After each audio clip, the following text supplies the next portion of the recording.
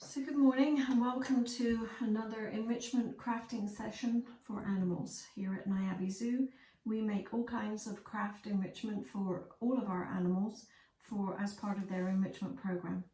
So before we begin any crafting project, it's important to wash our hands. I just did my hands, so we're good to go, or I'm good to go.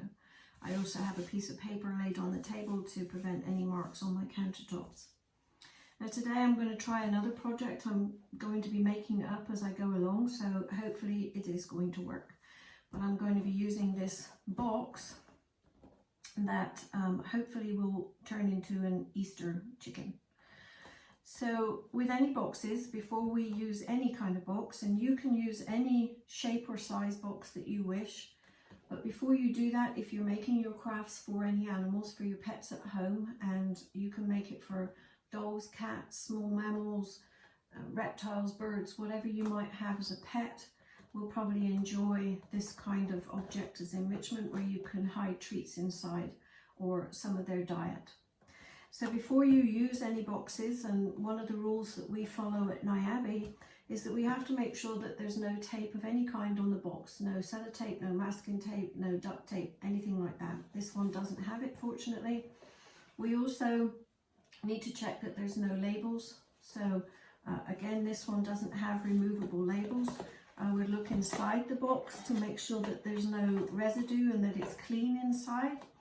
And basically this box is good to go. So the other things I'm going to be using today is some construction paper, and of course my non-toxic glue stick, non-toxic marker pens, and I will be using scissors and a pencil.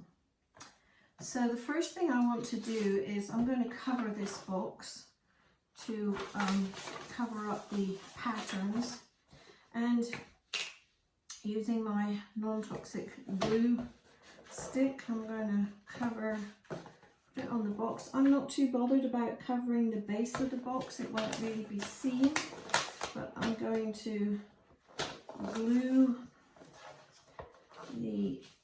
this paper over the entire box.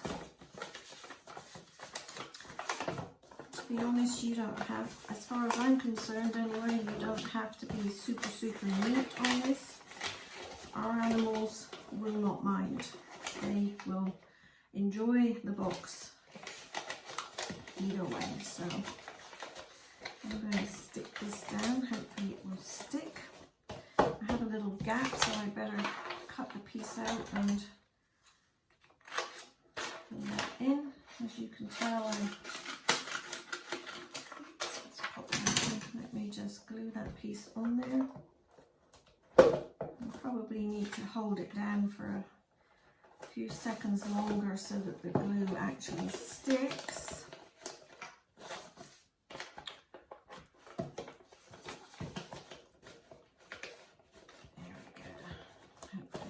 So there's my basic box. As I said, I'm not going to bother with the box, but you can if you wish. So I have my box covered, and now I'm going to make a cone for the top of the box. So the way I'm going to do that is I've got some construction paper. I'm going to mark it at the width of the box, roughly. Leave a little bit up there. And I'm going to draw on a cone shape, and then I'm going to cut that out.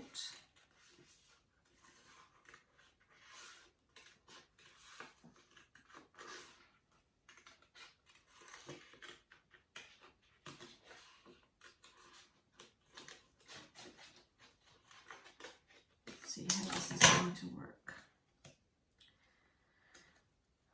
And so I'm going to end up with it looking kind of like that. Alright, let's see if this is going to work. I'm going to snip up there, and I want to fold down there. So you end up with it looking like this. And then I'm going to use this base to glue onto the box. Like this. I might might need to hold this for a few seconds for the glue to work. There. So there's the comb for my chicken.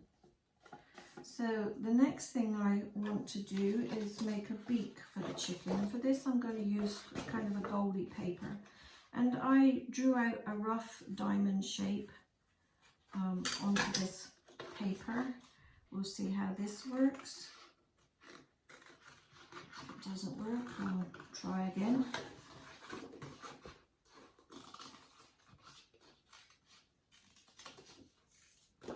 And for that I will fold it, not quite in half, but because I need something to glue on, so it's going to look like this. And I'm going to use that flat piece to glue onto the box at the front and close up this little chicken beak. There, we're coming on with our chicken. Now I'm going to draw some eyes. I think I'll just draw them like this. You can draw them however you want to draw them. So there we have a beak and some eyes. Now the next thing I think I'm going to add are some wings.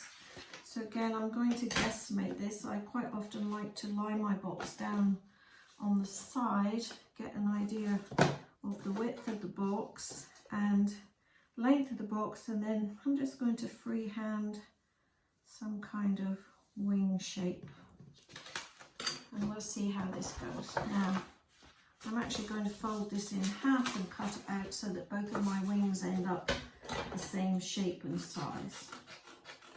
And you can be as creative as you wish with this part.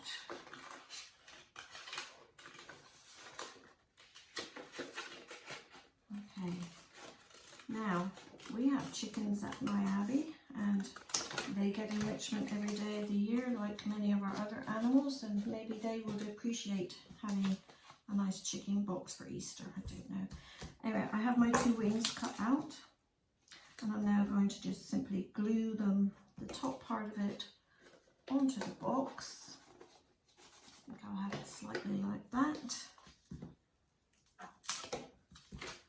And slightly, like, let me see, like that. You can bend its feathers back up a bit so that they're sticking out of the side. And there is my little Easter chick. Now if you wanted to, we could also potentially add a tail on the back, which I think I'll go ahead and do actually. And I'm going to use the same colour, and I'm just going to just draw a rough tail shape. Be creative, however you want to do it. Use your imagination and create this. So our chickens, yes, they get enrichment every day of the year like many of our other animals, and cardboard boxes are one of the things that they do get. Our keepers might put some of their seeds or food into the box. They might put some scents into the box. And again, this is my rough tail shape. I'm going to put some glue on the base, stick it on the back of the box. I hope I didn't squish my, and there's my tail. So there is my version of an Easter chick. This could be given to many of our animals. Again, with if I was giving this to the primates, I would leave it closed up. They'll get in no problem. Some of the cats, they would get into this no problem. The chickens, I could potentially, for some of our animals, leave the top open or maybe cut a hole in the back. But a lot of our animals can get this box.